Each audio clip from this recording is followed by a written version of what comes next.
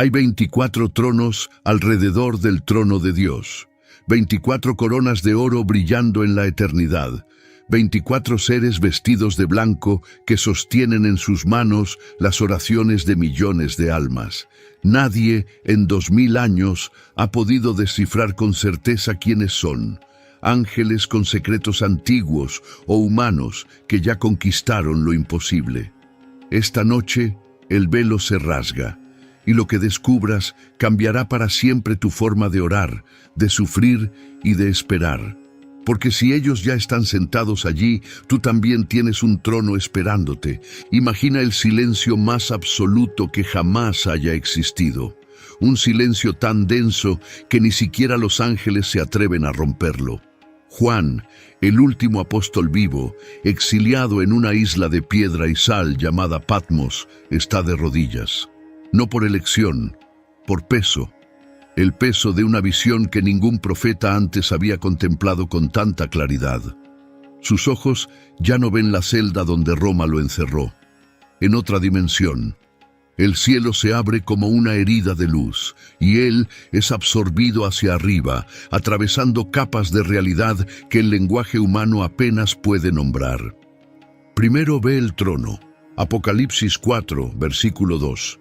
Y al instante yo estaba en el Espíritu, y he aquí un trono establecido en el cielo, y en el trono uno sentado. No es un asiento cualquiera, es el centro gravitacional del universo. Relámpagos salen de él, truenos estallan en cadencias que parecen palabras.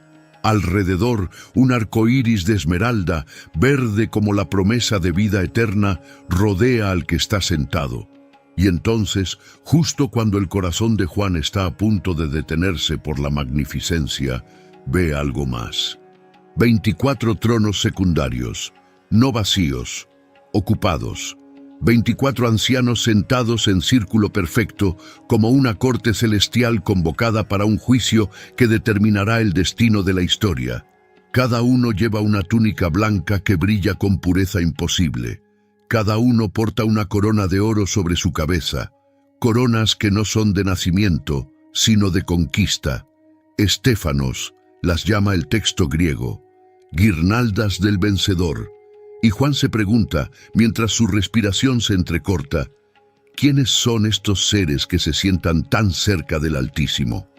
La escena no es accidental, no es decoración, es revelación pura. Porque desde Daniel hasta Isaías, cada vez que un profeta contempló el trono de Dios, vio que nunca estaba solo. En Daniel 7, versículo 9, se colocan tronos y el anciano de días toma asiento. Los libros se abren, el juicio comienza. En Primera de Reyes 22, Micaías vio al Señor sentado en su trono, con todo el ejército del cielo, de pie a su derecha y a su izquierda, tomando consejo sobre el destino de una nación.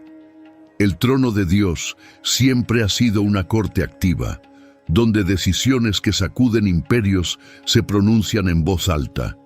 Pero esta vez es diferente. Los tronos ya no están siendo preparados, ya están ocupados. Los ancianos no son espectadores, son participantes. Y cuando Juan intenta procesar lo que ve, uno de esos 24 seres hace algo que cambiará toda la visión. Se inclina hacia adelante y le habla. Le habla como alguien que conoce el dolor de esperar, como alguien que también creyó cuando parecía imposible. Su voz no es la de un ángel que nunca dudó, es la voz de alguien que venció. Y aquí comienza el misterio que ha inquietado a teólogos, pastores y creyentes durante 20 siglos. ¿Quiénes son los 24 ancianos? ¿Son ángeles con rangos que los humanos nunca comprenderemos? ¿O son algo mucho más cercano, mucho más esperanzador, mucho más imposible de ignorar?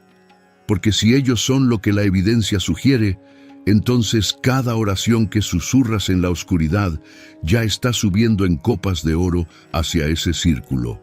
Y cada lágrima que derramas en secreto ya está siendo contada por alguien que te espera en un trono. Juan no podía apartar la mirada. Las vestiduras blancas brillaban como si la misma luz de Dios las atravesara.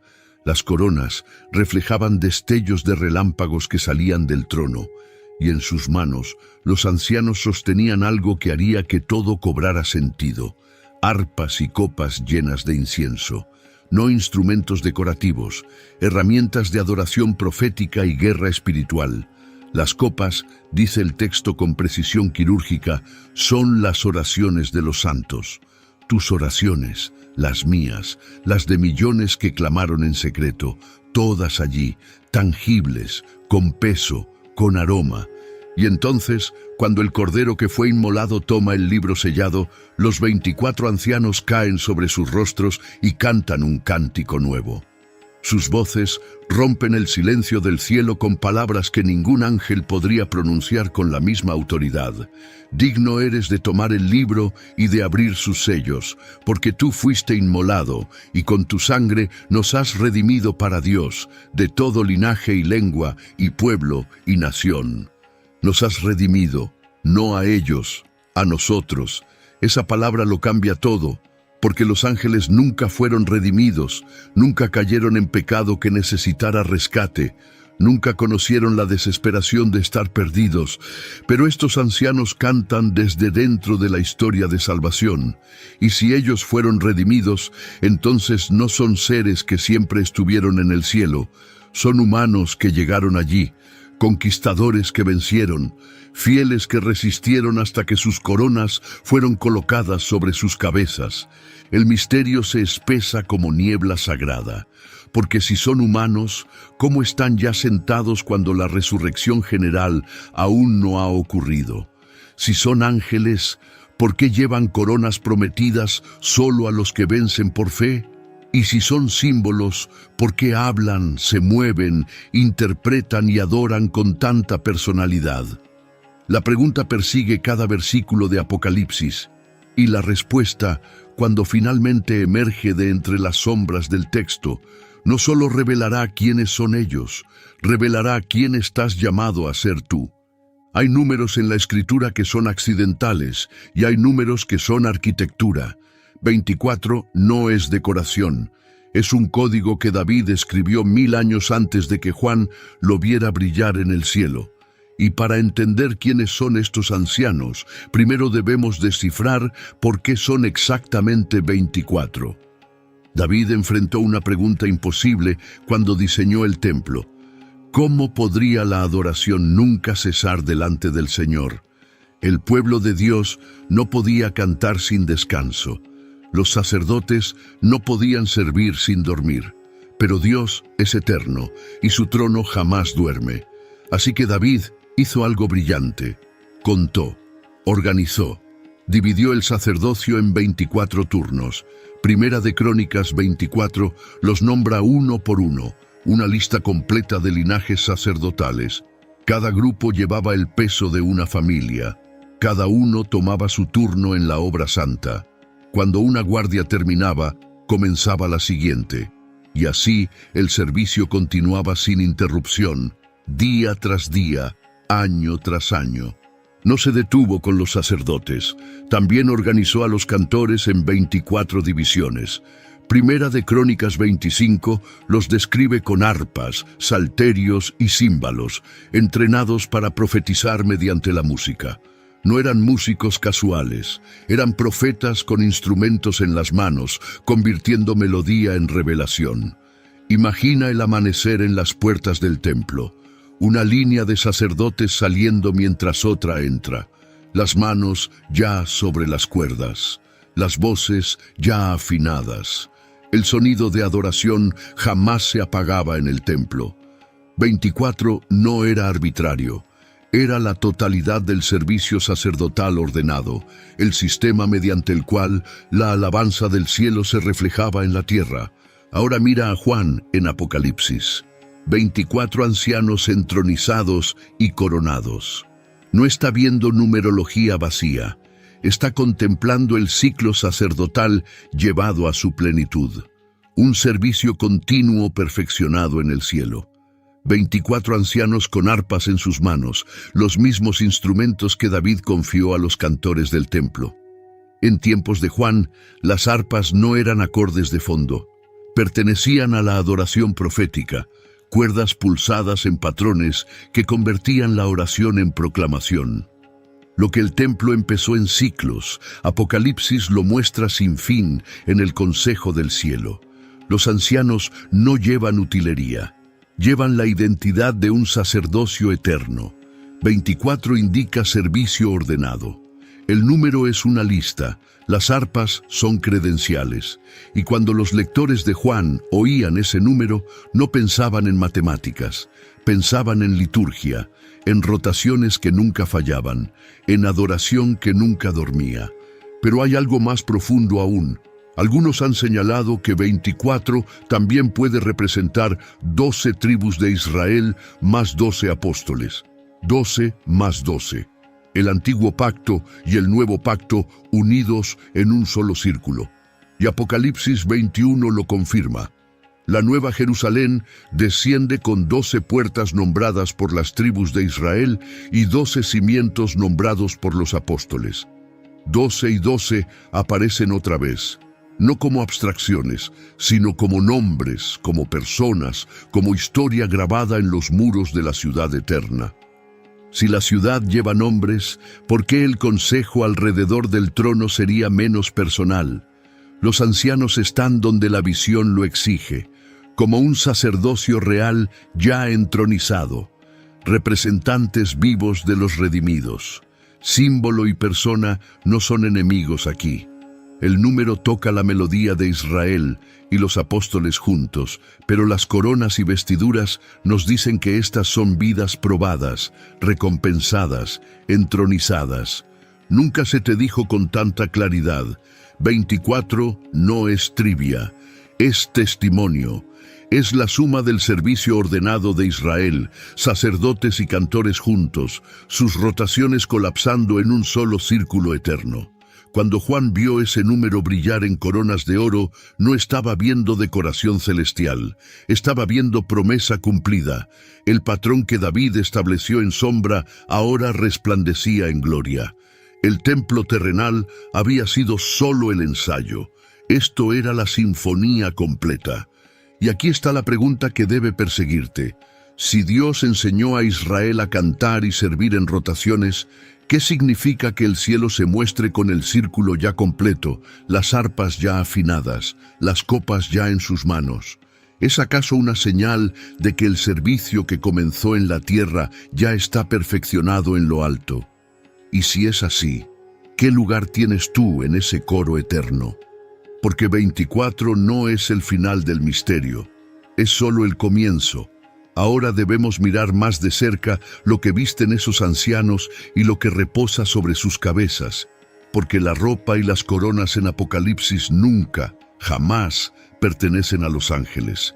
Cuando el ojo de Juan se posó sobre los ancianos, hubo dos detalles que pesaron más que sus tronos: las vestiduras blancas y las coronas de oro. No eran disfraces, eran evidencia forense. Marcas de identidad que ningún ángel podría portar legítimamente.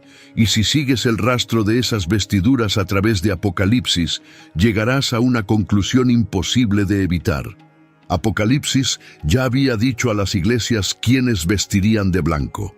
En Sardis, el Señor prometió en el capítulo 3, versículo 5, «El que venciere será vestido de vestiduras blancas». A la Odisea le ofreció vestiduras blancas para cubrir la vergüenza de su desnudez. Más adelante, en la gran multitud de Apocalipsis 7, las túnicas son lavadas en la sangre del Cordero, resplandecientes y puras. Imagina el lino antes manchado por el pecado, ahora brillando con pureza imposible bajo la luz del trono. Los ángeles en Apocalipsis aparecen en gloria, sí, pero en ningún lugar se les promete vestiduras por haber vencido. Esa promesa fue dirigida exclusivamente a los creyentes que perseveran. Las vestiduras blancas son consistentemente dadas a los redimidos, a quienes resistieron y fueron purificados por la sangre. Cuando los ancianos se sientan vestidos de blanco, portan promesas ya cumplidas. No son ropas que siempre tuvieron. son ropas que ganaron. Luego están las coronas. Apocalipsis 4 dice que los ancianos llevan coronas doradas. La palabra griega es estéfanos, no diadema, que significa corona real de soberanía. Estéfanos es la guirnalda del vencedor. En el mundo romano, el estéfanos se colocaba sobre la cabeza del atleta que conquistaba en los juegos o del soldado que triunfaba en batalla. Era señal de victoria aprobada, no de poder heredado. No nacías con un estéfanos, lo ganabas con sangre, sudor y fe inquebrantable. Existe otra palabra para las coronas reales en Apocalipsis: diadema. Y el texto la usa con precisión quirúrgica. El dragón en Apocalipsis 12 lleva diademas, reclamando soberanía robada. Cristo en Apocalipsis 19 regresa con muchas diademas, las coronas del dominio legítimo. Los ancianos, en cambio, llevan estéfanos, coronas de victoria probada. Coronas que ningún ángel jamás recibió, porque los ángeles no conquistan por fe. Sirven desde su creación, pero no atraviesan pruebas como los humanos. Santiago 1, versículo 12, lo dice claramente: bienaventurado el varón que soporta la tentación, porque cuando haya resistido la prueba, recibirá la corona de la vida. Pedro habla de una corona de gloria que no se marchita. Pablo, al final de su carrera, habla de la corona de justicia reservada para él y para todos los que aman la venida de Cristo. Cada estéfanos pertenece a los que atravesaron la lucha y permanecieron firmes. Esa promesa está puesta delante de ti si perseveras. Jesús mismo dijo a la iglesia en Esmirna: sé fiel hasta la muerte, y yo te daré la corona de la vida. Apocalipsis 2, versículo 10. Esa promesa jamás fue dirigida a los ángeles, solo a los creyentes que soportan hasta el final. Y en Apocalipsis 4, esa corona reposa sobre las cabezas de los ancianos. Ya no estamos ante ecos circunstanciales. Las vestiduras y las coronas son marcas directas. Coinciden con el lenguaje exacto de promesa que Jesús dio a su pueblo. Pero hay algo aún más revelador en esta escena. Estas coronas no son trofeos estáticos que los ancianos exhiben con orgullo. Apocalipsis 4, versículo 10, describe un acto que rompe cualquier duda sobre su naturaleza. Los 24 ancianos se postran delante del que está sentado en el trono y adoran al que vive por los siglos de los siglos, y echan sus coronas delante del trono. Arrojan sus estéfanos, rinden su victoria como adoración. Ese acto es tanto sacerdotal como profundamente personal. Ellos saben lo que costaron esas coronas, saben quién se las dio. Las devuelven como ofrenda, reconociendo que toda victoria es del Cordero. Nunca se te dijo cuán aguda es esta distinción. Las coronas en Apocalipsis nunca son angélicas. Pertenecen a los fieles probados. No es atuendo simbólico, es recompensa ganada. Coronas que no pueden heredarse, deben conquistarse. Y aquí está la verdad que debe atravesarte como una espada de luz. Si los ancianos llevan vestiduras prometidas a los vencedores y coronas reservadas para los que soportan la prueba, entonces no pueden ser ángeles. Los ángeles nunca fueron redimidos porque nunca cayeron en pecado que necesitara rescate. Nunca recibieron promesas de vestiduras blancas por vencer. Nunca se les ofreció estéfanos por perseverar en medio del fuego. Los ancianos demuestran con cada detalle que son humanos glorificados, redimidos por la sangre, probados en la tierra, coronados en el cielo, entronizados después de la conquista. Y si eso es cierto, entonces cada sufrimiento que atraviesas ahora no es en vano. Cada noche de llanto está tejiendo lino blanco. Cada acto de fidelidad en la oscuridad está forjando oro para tu corona. Porque lo que ellos ya llevan, tú también lo heredarás si permaneces fiel. Pero aún hay más por revelar, porque las palabras que los ancianos cantan llevarán el misterio aún más profundo, y lo que dicen no deja lugar a dudas sobre de dónde vienen. El momento en que el Cordero toma el libro en Apocalipsis 5 es electrizante. Nadie es hallado digno en todo el universo, ni en el cielo, ni en la tierra, ni debajo de la tierra. Juan, el último testigo vivo de Jesús, comienza a llorar con un llanto que sacude su pecho. Es el llanto de un profeta que ve la historia cerrada con llave, sellada sin esperanza de apertura. Y entonces, en medio de ese silencio desgarrador, alguien se mueve. No es un ángel, no es una criatura viviente, es uno de los 24 ancianos. Se inclina hacia Juan con una voz que lleva tanto consuelo como autoridad y le dice: «No llores. He aquí que el león de la tribu de Judá, la raíz de David, ha vencido para abrir el libro y desatar sus 7 sellos». Esta es la primera proclamación del Evangelio dentro de Apocalipsis, y sale de los labios de un anciano, no de un ángel mensajero, de un anciano sentado en un trono celestial. Juan mira, esperando ver un león rugiente, pero lo que ve lo cambia todo. Aparece un cordero como inmolado, vivo en el centro del trono, con marcas de muerte, pero de pie en vida eterna. El Cordero toma el libro de la mano del que está sentado en el trono y el cielo estalla. Los 24 ancianos se postran, arpas en mano, copas de oraciones en alto, y cantan un cántico nuevo con palabras que hacen temblar la eternidad. Digno eres de tomar el libro y de abrir sus sellos, porque tú fuiste inmolado, y con tu sangre nos has redimido para Dios, de todo linaje y lengua y pueblo y nación.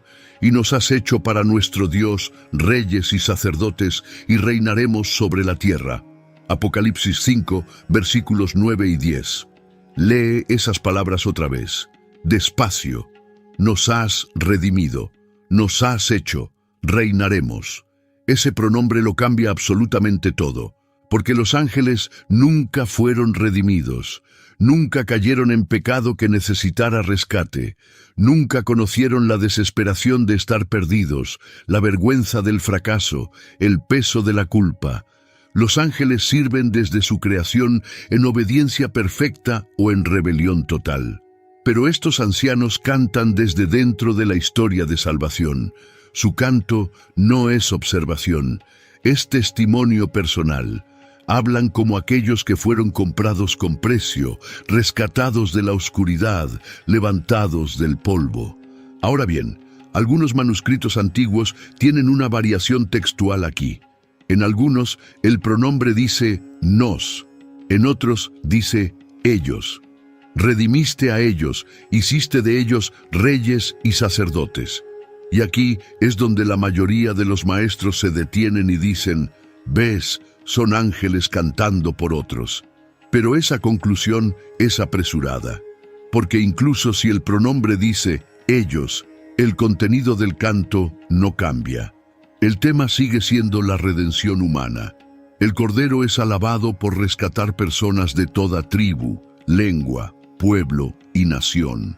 Los críticos textuales explican por qué existe la diferencia. Las primeras copias de Apocalipsis circularon en distintas regiones. Los escribas a veces cambiaban los pronombres para suavizar la lectura o acomodarla a su comprensión teológica. Algunas familias de manuscritos conservaron el nos, otras adoptaron el ellos, pero en ambas versiones el tema es consistente. El canto trata sobre la salvación humana, no sobre jerarquías angelicales. Y en cualquier caso, los ancianos desempeñan el rol de coro sacerdotal. Si el texto dice nos, cantan como redimidos. Si dice ellos, cantan en representación de los redimidos mientras sostienen sus oraciones en copas de oro. Cualquiera sea la lectura que adoptes, los ancianos permanecen ligados a los redimidos.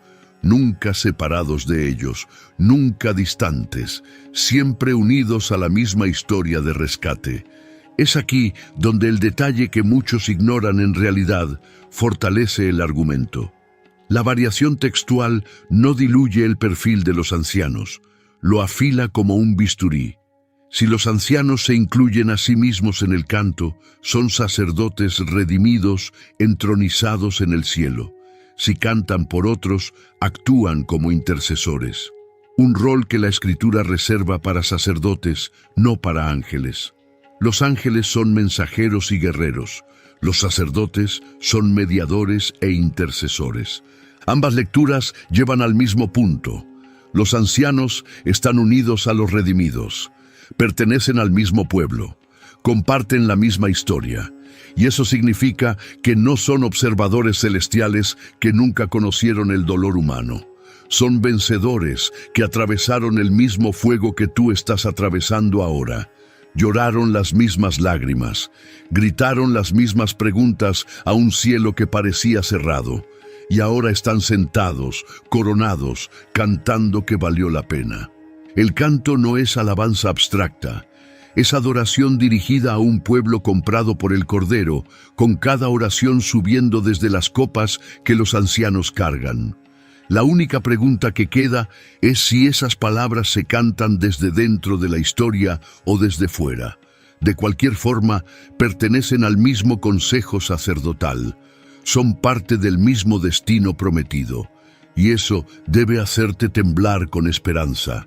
Porque si ellos fueron humanos que vencieron, entonces tu lucha actual no es el final de tu historia. Es el proceso que está forjando tu corona.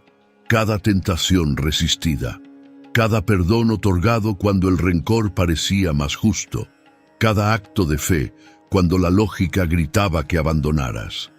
Todo eso está escribiendo las palabras del cántico que un día cantarás con ellos. Pero el contraste más agudo aún está por revelarse, porque una vez que veas lo que los ángeles nunca llevan, la identidad de los ancianos ya no podrá ser difusa. Y la diferencia entre siervo y heredero quedará marcada con fuego.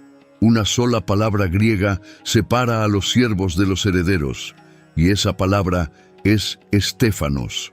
La visión de Apocalipsis hace una distinción cuidadosa que a menudo se difumina en la enseñanza superficial. Los ángeles llenan la escena en gran número, rodean el trono, sirven como heraldos, derraman copas de juicio, tocan trompetas que sacuden montañas, son poderosos, gloriosos, terribles en su esplendor, pero hay algo que nunca, jamás llevan: coronas de vencedor. La Escritura llama a los ángeles espíritus ministradores enviados para servicio a favor de los que serán herederos de la salvación. Hebreos 1, versículo 14. Lee esa frase otra vez. Ellos son enviados. Nosotros somos herederos, ellos sirven, nosotros recibimos herencia. Y Hebreos 2, versículo 16, lo aclara aún más. Porque ciertamente no socorrió a los ángeles, sino que socorrió a la descendencia de Abraham. Cristo no vino a redimir ángeles, vino a redimir humanos. El destino de las coronas es humano. Los ángeles son grandes, son poderosos, pero nunca son coronados con estéfanos. Ese honor pertenece exclusivamente a los que atravesaron la prueba de fe en carne mortal y permanecieron fieles. Los ancianos, en cambio, están sentados, investidos y coronados. Apocalipsis 4 los muestra arrojando sus estéfanos ante el trono en adoración, coronas cayendo a los pies del Todopoderoso. Y ese acto solo tiene sentido si primero las recibieron como recompensa. Colosenses 1, versículo 16, nos dice que por Él fueron creadas todas las cosas, las que hay en los cielos y las que hay en la tierra, visibles e invisibles, sean tronos, sean dominios, sean principados, sean potestades. Tronos hay muchos en la jerarquía celestial. La Escritura reconoce sus rangos. Pero cuando Apocalipsis representa coronas, la elección de palabras es deliberada. Los ángeles están en filas organizadas. Los ancianos están entronizados y coronados. Tronos hay muchos, pero estéfanos es raro, precioso, reservado. La diferencia es decisiva. Aquí es donde colapsa la confusión de categorías que ha reinado por siglos. Muchos mezclaron ángeles y ancianos en una sola imagen. No por mala intención, sino por costumbre, por leer demasiado rápido, por asumir que todo ser celestial es angélico. Pero el orden del cielo no se desvía. Los ángeles son grandes siervos, ministros poderosos, pero la recompensa de la perseverancia no les pertenece. Los ancianos llevan esa distinción, encarnan el destino que Jesús prometió. Sé fiel hasta la muerte, y yo te daré la corona de la vida. Apocalipsis 2, versículo 10. Esa promesa fue hecha a seres que pueden morir, a seres que enfrentan la tentación de abandonar, a humanos que luchan contra carne y sangre, contra demonios y desesperanza. Los ángeles no mueren, no son probados de la misma manera. Su servicio es obediencia desde la creación. Nuestro servicio es conquista desde la caída. El acto de arrojar coronas solo tiene sentido para quienes las recibieron como recompensa ganada. No son ángeles entregando poder nativo, son redimidos rindiendo lo que ganaron por fe, reconociendo al Cordero como el verdadero vencedor. Su adoración lleva el testimonio de una fe probada, de una batalla ganada, de un camino recorrido hasta el final. Nunca se te dijo esta distinción con tal claridad. Los ángeles ministran, pero solo los redimidos arrojan coronas que primero recibieron como premio. Su adoración no es solo reverencia, es gratitud mezclada con asombro. Es el sonido de alguien que cruzó el desierto y llegó al oasis, de alguien que estuvo perdido y fue encontrado, de alguien que murió y ahora vive para siempre. Si el cielo está ordenado con precisión divina, entonces cada orden debe ser reconocido por lo que es. Los ángeles ministran con poder y gloria, pero los ancianos son más que asistentes celestiales. Son herederos que reinan, son vencedores que conquistaron, son humanos glorificados que ahora ejercen autoridad desde tronos prometidos. Y eso deja una pregunta flotando en el aire como incienso denso. Si estos ancianos no permanecen inmóviles como estatuas decorativas, si se mueven, hablan, cantan, interpretan, ¿qué revela su actividad sobre su verdadera naturaleza? Porque en Apocalipsis los ancianos no están sentados pasivamente, se mueven en cada giro decisivo del drama, y sus pasos marcan el ritmo de la adoración celestial. Si sigues sus movimientos a lo largo de los capítulos, verás una línea de tiempo que revela vocación, no adorno. Y esa línea de tiempo cambiará todo lo que pensabas sobre el cielo. A medida que Apocalipsis se desarrolla, los ancianos no permanecen inmóviles como pilares de mármol. Se mueven en cada giro decisivo del drama celestial, y sus pasos no son aleatorios. Marcan el ritmo de la adoración, el juicio y la revelación. Si sigues sus movimientos capítulo por capítulo, verás una línea de tiempo de actividad que revela vocación profunda, no decoración superficial. En Apocalipsis 4 están sentados alrededor del trono, vestiduras blancas resplandecientes, coronas en mano. Y cuando la adoración asciende hacia el que vive por los siglos de los siglos, sus coronas caen ante el Todopoderoso.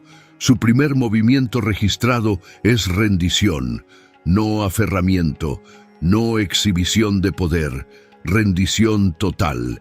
Imagina 24 coronas de oro cayendo simultáneamente, repiqueteando sobre el piso de cristal como truenos suaves.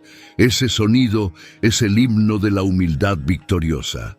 Luego viene Apocalipsis 5. El Cordero se acerca al trono para tomar el rollo sellado.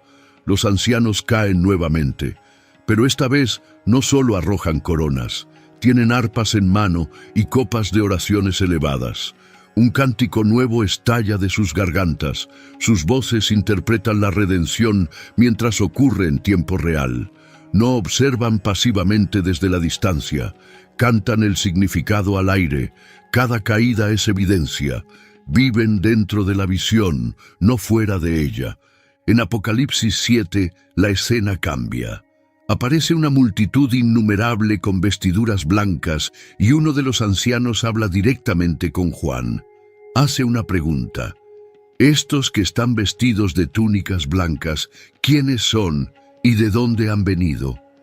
Juan, inseguro, responde, Señor mío, tú lo sabes. Y el anciano responde con claridad pastoral: estos son los que han salido de la gran tribulación y han lavado sus ropas y las han emblanquecido en la sangre del Cordero. Aquí los ancianos actúan como maestros, como intérpretes de la visión para el mismo profeta. Su rol se amplía. Adoradores, luego intérpretes, no solo cantan, explican, enseñan, revelan significados ocultos. Y esa es una función profundamente sacerdotal, porque en Israel los sacerdotes no solo ofrecían sacrificios, también enseñaban la ley, aclaraban los misterios de Dios al pueblo. En Apocalipsis 11 suena la séptima trompeta. Se proclama el reino de Dios. Y nuevamente los 24 ancianos caen sobre sus rostros dando gracias. Declaran: te damos gracias, Señor Dios Todopoderoso, el que eres y que eras y que has de venir, porque has tomado tu gran poder y has reinado. Sus palabras no solo alaban, interpretan la historia desde el trono hacia afuera, proclaman el reinado de Dios, el juicio de las naciones y la recompensa de los siervos, profetas y santos. Sus voces llevan autoridad además de adoración. Después, en Apocalipsis 14, están presentes cuando se escucha un cántico misterioso que solo los 144,000 redimidos pueden aprender. Los ancianos son testigos de una liturgia que sella identidad. Y en Apocalipsis 19 caen una vez más, haciendo eco de los aleluyas del cielo mientras se consuma el juicio y se anuncia la boda del Cordero. Traza el patrón completo: sentarse, caer, arrojar coronas, cantar, interpretar, dar gracias, caer de nuevo, testificar, unirse al aleluya final. Los ancianos no son estatuas decorativas en un museo celestial. Son participantes activos, líderes litúrgicos, intérpretes proféticos. Su acción constante demuestra que están entretejidos en el drama de la redención. Donde la redención gira, los ancianos se postran. Donde el Cordero se mueve, ellos responden. Muchos maestros citan un solo pasaje de Apocalipsis y ahí se detienen. Pocos trazan el mapa completo de su actividad. Y esa omisión oculta la verdadera identidad de los ancianos. Porque cuando conectas todos los puntos, cuando sigues cada movimiento, el perfil se vuelve innegable. Su actividad coincide con un llamado sacerdotal y real. No son observadores, son oficiantes. Y sin embargo, la misma línea de tiempo es evidencia judicial. Sus movimientos responden al Cordero en cada punto de inflexión de la historia. Si los ancianos modelan liderazgo celestial mediante adoración, interpretación y acción de gracias, ¿qué significa que cada momento crítico de Apocalipsis los tenga en el centro? ¿No sugiere acaso que el destino prometido a los creyentes ya se está ejerciendo en el consejo alrededor del trono? Si quieres saber qué son los ancianos, observa lo que hacen cuando el Cordero se mueve. Y si cada movimiento responde al Cordero con precisión litúrgica, entonces el siguiente misterio se afila como espada. ¿Qué hay en sus manos? ¿Por qué Apocalipsis se detiene con tanto detalle para mostrar arpas y copas? Porque esos objetos no son accesorios teatrales. Son herramientas sagradas que revelan función. Y su función te conecta directamente a ti. Cuando Apocalipsis 5 describe a los ancianos, el detalle es tan deliberado que roza lo forense. Y cuando hubo tomado el libro, los 4 seres vivientes y los 24 ancianos se postraron delante del Cordero. Todos tenían arpas y copas de oro llenas de incienso, que son las oraciones de los santos. Imagina el círculo de ancianos, cuerdas listas para vibrar, vasos dorados en alto, el humo comenzando a elevarse en espirales lentas hacia el trono. No son accesorios decorativos, son realidades del templo trasladadas al tribunal celestial. Para comprender su peso, debemos recordar cómo funcionaba la adoración en Israel. David, en Primera de Crónicas 25, designó divisiones completas de cantores entrenados con arpas, salterios y címbalos para profetizar mediante el canto. Su música no era entretenimiento de fondo, no era relleno ambiental para ceremonias religiosas, era declaración profética, un sonido que transmitía la palabra de Dios. Las cuerdas hablaban lo que las palabras apenas podían pronunciar. Israel conocía ese patrón desde sus victorias más antiguas. Tras cruzar el Mar Rojo, Moisés y Miriam cantaron con panderos, celebrando la destrucción del ejército de Faraón. Tras la derrota de Sísara, Débora entonó un cántico de victoria que se convertiría en escritura sagrada. Los instrumentos siempre se elevaban cuando el pueblo de Dios vencía. Las arpas en Apocalipsis heredan ese papel ancestral. Cuando los ancianos tocan, no están llenando el silencio, están expresando revelación. La música en el cielo es el sonido de la profecía cumplida. Una sola imagen encierra adoración y guerra en sus cuerdas. Porque en la Biblia las arpas acompañaban tanto la alabanza como la proclamación de juicio. David tocaba el arpa para expulsar demonios de Saúl. Los profetas profetizaban mientras los músicos tocaban. Las arpas eran armas espirituales antes de ser instrumentos de consuelo. Y en las manos de los ancianos, esas arpas están afinadas para cantar victoria sobre el dragón, el pecado y la muerte. Pero las copas importan tanto como las arpas. Apocalipsis las explica con claridad que no deja espacio para especulación. Copas de oro llenas de incienso, que son las oraciones de los santos. En el cielo, la oración tiene peso tangible, tiene aroma, tiene densidad. El Salmo 141, versículo 2, ya había orado siglos antes. Suba mi oración delante de ti como el incienso. No era metáfora vacía, era teología del templo. En Lucas 1, Zacarías ofrecía incienso en el templo a la hora de la oración mientras el pueblo oraba afuera.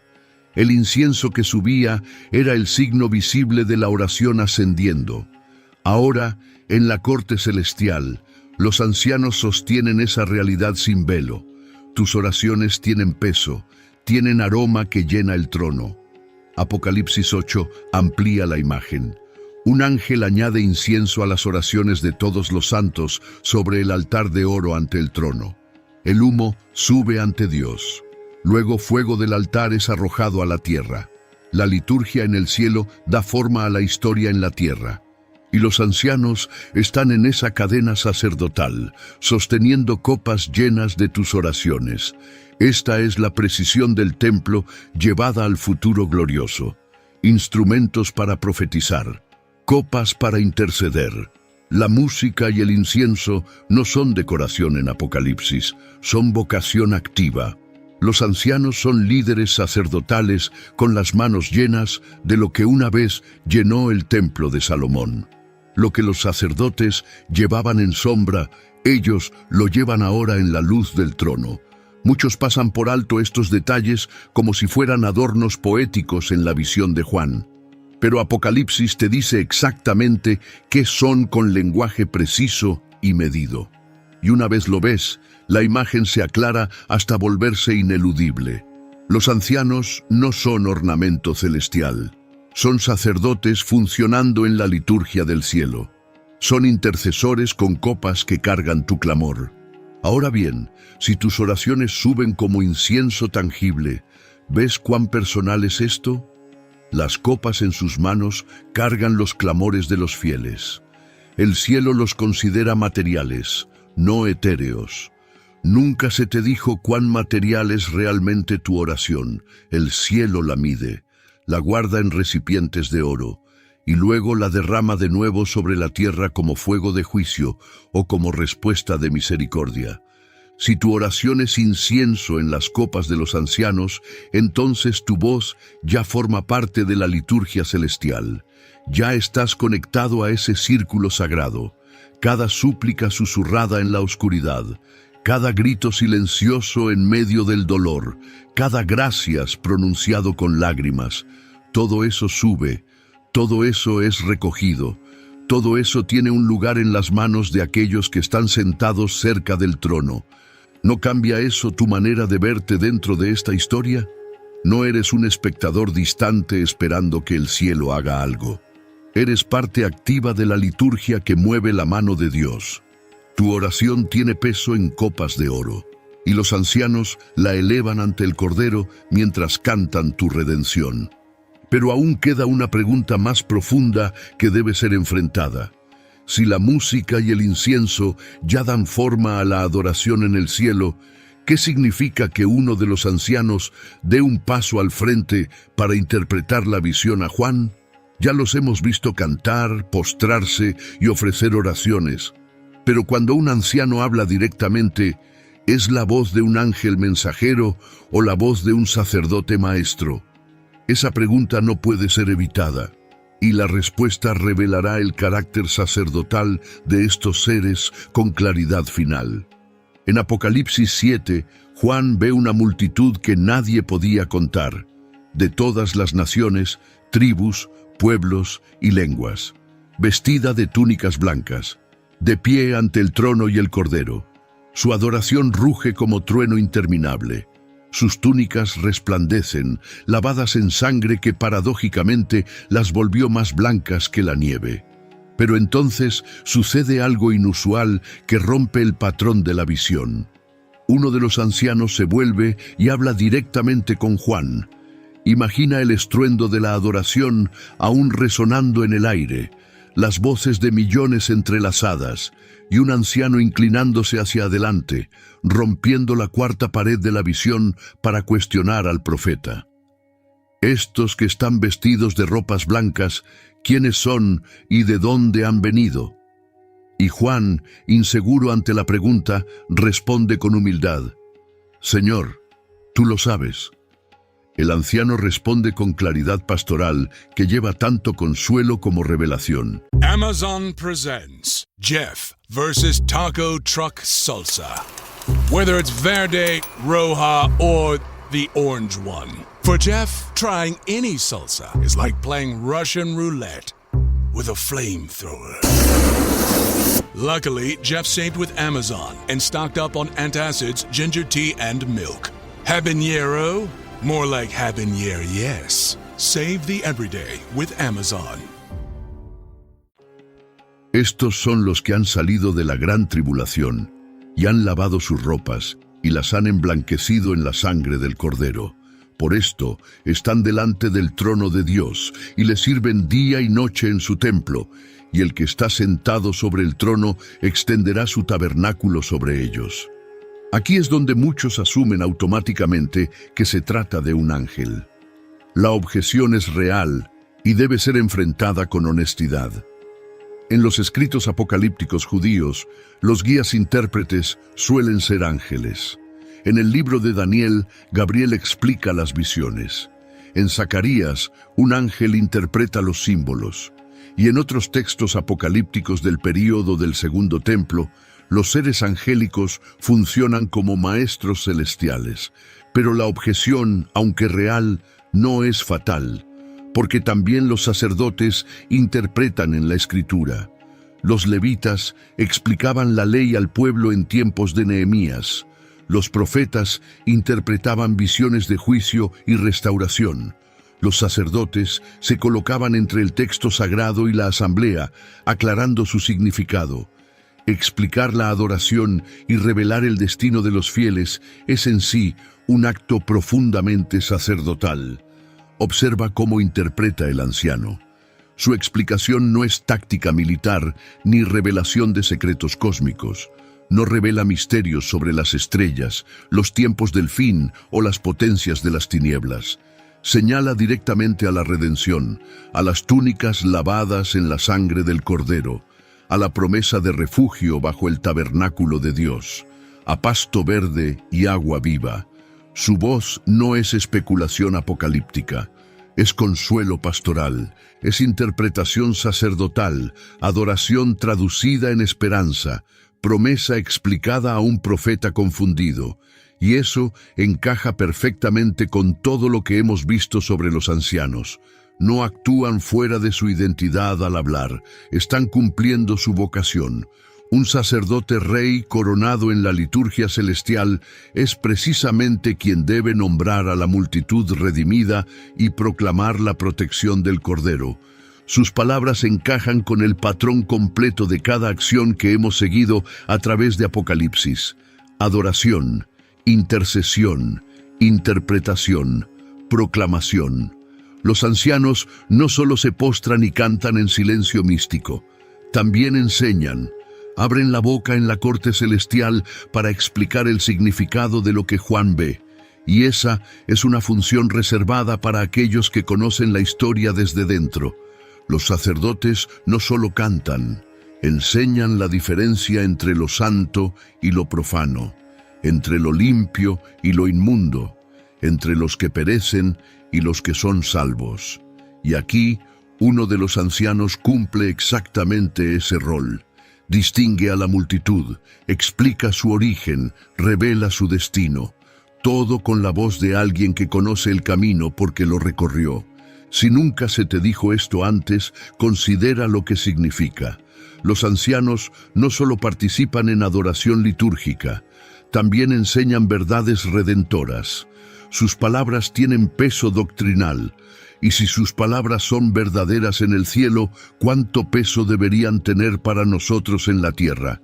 Si un anciano dice que la multitud salió de la gran tribulación y fue lavada, entonces esa palabra es confiable, porque viene de alguien entronizado en el consejo de Dios. La pregunta ahora se impone con fuerza final. Si los ancianos ya declaran que la multitud está lavada y segura, si ya interpretan el significado de la redención, si ya sostienen las oraciones y cantan victoria, ¿qué significa todo esto para cómo tú soportas ahora? Porque la visión no fue dada solo para satisfacer curiosidad teológica. Fue dada para sostener fe en medio del fuego. Y si entender quiénes son los ancianos fortalece tu esperanza, entonces cada palabra de este misterio ha valido la pena.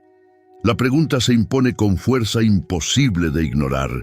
¿Cómo pueden los ancianos estar ya sentados y coronados en el consejo celestial si la resurrección aún no ha ocurrido? Apocalipsis los muestra ya entronizados y coronados en el capítulo 4, mientras que Pablo afirma claramente que los muertos en Cristo resucitan en su venida.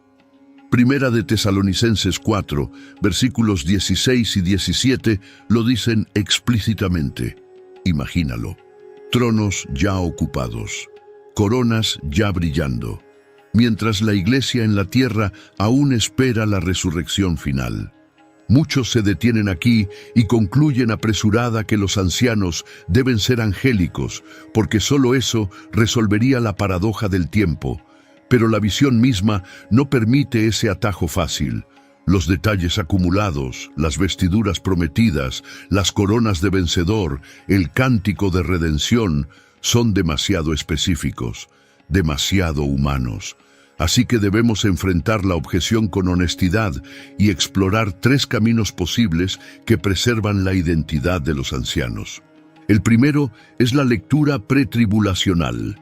En esta visión, los ancianos son la iglesia ya arrebatada antes de que comiencen los juicios de Apocalipsis. Para cuando Juan ve el cielo abierto en el capítulo 4, los fieles ya han sido llevados, transformados, entronizados y coronados. Este modelo encaja bien con el lenguaje de recompensa inmediata. Las coronas prometidas a los vencedores ya están sobre sus cabezas porque el arrebatamiento ya ocurrió. Su debilidad es que fija la visión en un único sistema de cronología que no todas las tradiciones cristianas comparten. El segundo es el modelo representacional. Los ancianos son seres reales en el cielo, pero actúan como un consejo simbólico que representa al pueblo redimido de Dios en su totalidad. 12 evocan las tribus de Israel. 12 representan a los apóstoles y la iglesia. Juntos, los 24 encarnan la continuidad del pacto. En este sentido, representan al pueblo redimido a través de todas las épocas, sentados en el cielo como testimonio de lo que es seguro en Cristo, aunque aún no se haya consumado en la tierra para todos. Este modelo permite que los ancianos estén entronizados antes de la resurrección general, sin exigir que cada santo ya haya sido levantado físicamente. Enfatiza su identidad como testigos representativos, no como la totalidad numérica de los redimidos. Es como cuando la Escritura habla de que ya estamos sentados en lugares celestiales en Cristo, aunque todavía caminemos en carne mortal sobre la tierra. El tercero es el presente apocalíptico. Las visiones en la Escritura a menudo muestran el futuro como si ya estuviera ocurriendo en tiempo presente. Una escena puede contener el mañana revelado en lenguaje de hoy. Hebreos 12, versículos 22 al 24, dice que los creyentes ya han llegado a la Jerusalén celestial, a los ángeles, a la asamblea de los primogénitos inscritos en el cielo. Romanos 8, versículo 30, habla de los glorificados en tiempo pasado como si ya estuviera hecho. A los que justificó, a estos también glorificó. En esta lectura, a Juan se le concede ver el futuro entronamiento de los fieles mostrado en tiempo presente, porque las visiones apocalípticas colapsan los límites del tiempo. La visión no está atada a cronología lineal. Muestra realidades celestiales desde la perspectiva de la eternidad, donde pasado, presente y futuro se tocan en el trono de Dios. Cada uno de estos tres modelos difiere en cómo explica el momento cronológico, pero ninguno borra la identidad esencial de los ancianos. En todos ellos, los ancianos están sentados, coronados, vestidos de blanco y cantando el cántico de los redimidos. El propósito de la visión de Juan no es trazar calendarios proféticos con precisión matemática. Su propósito es revelar teología. Revelar lo que es verdadero en el cielo, lo que está prometido en la tierra y lo que es absolutamente seguro en Cristo. Si el cielo muestra al sacerdocio real ya entronizado, entonces la visión de Juan no confunde el tiempo. Lo aclara desde una perspectiva eterna. Los ancianos son lo que la Iglesia está destinada a ser, ya sea vistos desde el futuro consumado, representados por un consejo simbólico, o entronizados en gloria tras un arrebatamiento pretribulacional. El cuándo sirve al quién. El reloj de la visión sirve al mensaje, no al revés. Y el mensaje es claro como cristal ardiente. Los redimidos serán sentados como sacerdotes y reyes ante el trono de Dios. Esa promesa es tan segura que el cielo ya la muestra cumplida, tan cierta que Juan la ve como presente, tan inquebrantable que ninguna objeción cronológica puede desarmarla. La sala del trono no te muestra fechas en un calendario profético, te revela quién estás llamado a ser en Cristo, te muestra tu destino final con tanta claridad que debe cambiar cómo vives hoy. Porque si los ancianos son el futuro de la Iglesia fiel, entonces cada acto de obediencia ahora está tejiendo las vestiduras que usarás entonces. Cada sacrificio escondido está puliendo el oro de tu corona.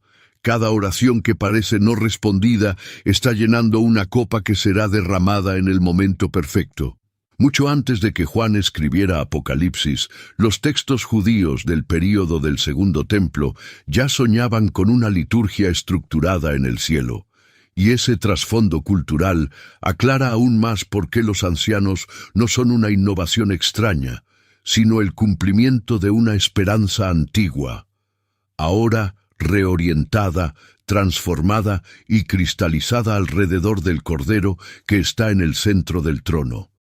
This episode is brought to you by Netflix's Remarkably Bright Creatures. What if a Pacific octopus held the key to a mystery that could heal your heart? Well, that's Tova's reality. An elderly widow working at an aquarium. Tova forms an unlikely friendship with the curmudgeonly Marcellus, whose remarkable intelligence leads her to a life-changing discovery. Watch Remarkably Bright Creatures with your remarkable moms this Mother's Day weekend, only on Netflix May 8th. La visión se cierra. El libro de Apocalipsis continúa con sellos, trompetas, copas y juicios, pero el círculo de los 24 ancianos permanece, sentados, coronados, cantando, Y su presencia no es un acertijo sin resolver que debe frustrarnos, es una revelación que debe encendernos, una promesa que debe sostenernos cuando todo lo demás tiemble. Juan vio un círculo de ancianos ya vestidos de blanco, ya coronados de oro, ya cantando el cántico de los redimidos. Y su presencia en la visión no era un enigma teológico para debatir en seminarios. Era un llamado ardiente para la iglesia que sufre, una señal visible de que el camino de fidelidad no termina en la tumba, termina en un trono. El Cordero que abrió el libro sellado ha levantado un pueblo para sentarse cerca de su trono, y su canto es el canto de los que fueron comprados con sangre. Nos has redimido para Dios con tu sangre. Nos has hecho reyes y sacerdotes, y reinaremos sobre la tierra. Esas palabras no son futuras en el cielo, son presentes, ya resuenan, ya definen identidad, ya proclaman destino. Esta es la promesa ya pronunciada sobre la Iglesia desde el principio. Apocalipsis 1, versículo 6. Al que nos amó y nos lavó de nuestros pecados con su sangre, y nos hizo reyes y sacerdotes para Dios, su Padre. Los ancianos son la prueba viviente de esa promesa, sentados donde adoración y juicio se encuentran, ofreciendo oraciones que suben como incienso, cantando palabras que nunca se desvanecerán, interpretando misterios para profetas confundidos, arrojando coronas en gratitud eterna. Tú estás llamado al mismo círculo, no como un sueño distante e inalcanzable, como un destino garantizado por la sangre del Cordero. Cada acto de fidelidad que realizas en la oscuridad es lino que se teje para tus vestiduras. Cada oración susurrada en secreto es incienso que se acumula en copas de oro. Cada paso de perseverancia, cuando todo grita que abandones, es oro que se funde para tu corona. Los tronos de los ancianos no son lejanos ni ajenos, son señales de tu herencia en Cristo. Si ellos fueron humanos que vencieron, entonces tu lucha actual no es el final de tu historia. Es el proceso que está forjando tu identidad eterna, la prueba que está afinando tu voz para el canto que un día cantarás con ellos, el fuego que está purificando el oro que brillará sobre tu cabeza. Así que alza tus ojos del polvo donde el enemigo quiere mantenerte postrado, que tus oraciones suban como el humo que ellos elevan ante el trono, que tus obras brillen como las vestiduras blancas que ellos visten, y aprende su canto ahora, en medio del dolor y la espera, porque un día, en un momento que solo Dios conoce, el círculo se ampliará, las puertas se abrirán, y tú tomarás tu lugar entre ellos, no como intruso, no como invitado de segunda clase, como heredero legítimo, como vencedor coronado, como sacerdote que ofreció su vida como sacrificio vivo, como rey que reinó primero sobre su propio corazón antes de recibir autoridad sobre naciones. Los 24 ancianos te están esperando. Tu trono está reservado. Tu corona está siendo forjada. Tu vestidura está siendo tejida con cada acto de obediencia escondida. Y cuando llegues, cuando finalmente cruces el velo y veas el trono con tus propios ojos, cuando las vestiduras blancas sean colocadas sobre tus hombros y la corona de oro sobre tu cabeza, entenderás que todo valió la pena. Cada lágrima derramada en secreto, cada noche de rodillas clamando por respuestas que parecían no llegar, cada tentación resistida cuando nadie te veía, cada perdón otorgado cuando la venganza parecía más justa, todo, absolutamente todo, estaba escribiendo tu canto, y entonces caerá sobre tu rostro como ellos caen, no por obligación religiosa, por gratitud desbordante. Arrojarás tu corona ante el Cordero como ellos arrojan las suyas, no porque la corona no valga nada, porque Él vale infinitamente más, y cantarás con voz que atraviesa eternidades. Digno es el Cordero que fue inmolado, digno de recibir poder, riquezas, sabiduría, fortaleza, honra, gloria y alabanza.